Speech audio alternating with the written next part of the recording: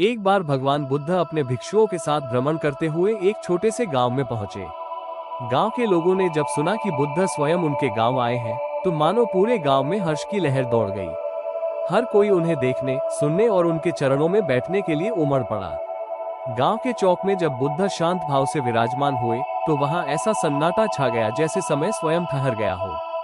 उनकी आंखों की गहराई और चेहरे की शांति ने सभी के चित्त को मोह लिया।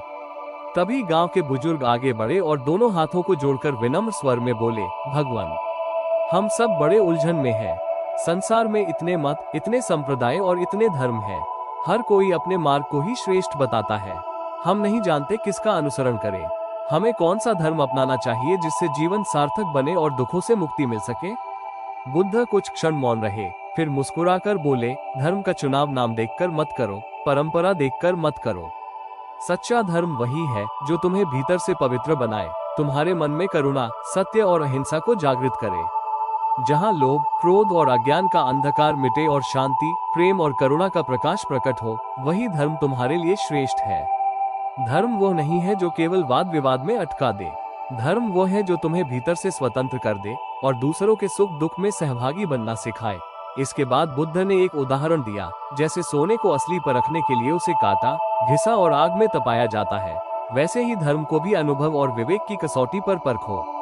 किसी बात को केवल इसलिए मत मानो कि वो किसी शास्त्र में लिखी है या किसी गुरु ने कहा है।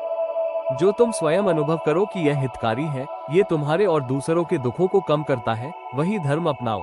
बुद्ध के वचन गांव के लोगों के हृदय में गहराई तक उतर गए।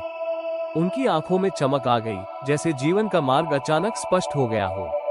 वे समझ गए कि सच्चा धर्म बाहर कहीं और नहीं, बल्कि उनके अपने आचरण, उनके विचार और उनके जीवन की पवित्रता में ही छिपा है। उस दिन से गांव का वातावरण ही बदल गया। लोग अधिक करुणामय, सत्यप्रिय और सहयोगी बन गए, और हर कोई यह अनुभव करने लगा कि धर्म केवल पूजा पाठ या परंपरा नहीं, बल्कि सच्चाई